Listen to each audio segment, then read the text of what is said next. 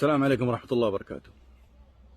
واجب إنساني وأخلاقي من المروءة من الشرف إني لازم أقول لكم إيش حصل معايا، وهذا بيكون آخر مقطع لي، وأنا لي رجاء بعدها كل مقاطعي المسيئة خلال 10 سنوات اللي راحت، رجاء لكل سعودي وسعودية احذفوها، وأنا كمان إن شاء الله بحذفها، والحساب هذا أساسا حقفله بعد أسبوع، بس لازم أقول القصة الحقيقية هذه اللي حصلت معايا. اتصل علي مسؤول من وزارة الخارجية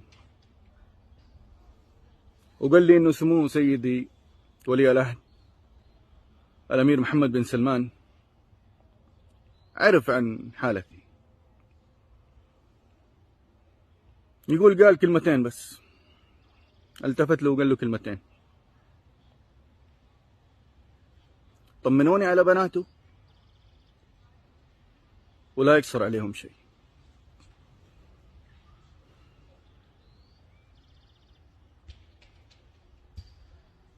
بعد ما العالم كله تركني، بعد كل هذه السنين 10 سنوات من التطاول المتزايد المتكرر من طرفي في حق الدولة،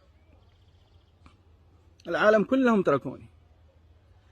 مين مهتم ببناتي؟ محمد بن سلمان.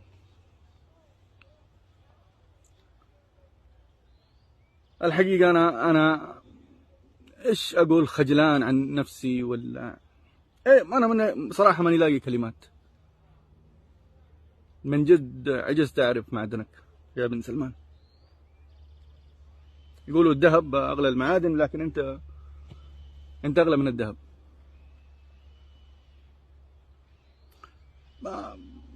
بعدها قال لي المسؤول يعني تواصل مع السفارة. والله شوف، أنا حاليا صراحة هذا شيء ثاني، أنا بس كل غايتي إني أوصل اللي صار معايا ومين وقف معايا في هذه المرحلة، ومع مين؟ مع شخص كان يتكلم ضد الوطن لمدة 10 سنوات، كلهم تخلوا عني، أنت وقفت معايا. يكفيني هذا الشرف أعيش معاه طول حياتي، يكفي إنه بناتي لما يكبروا أقول لهم على اللي حصل. رجاء خاص، كل تغريداتي القديمة احذفوها، تويتر، تيك توك، من أي مكان توصلكم، وأنا كمان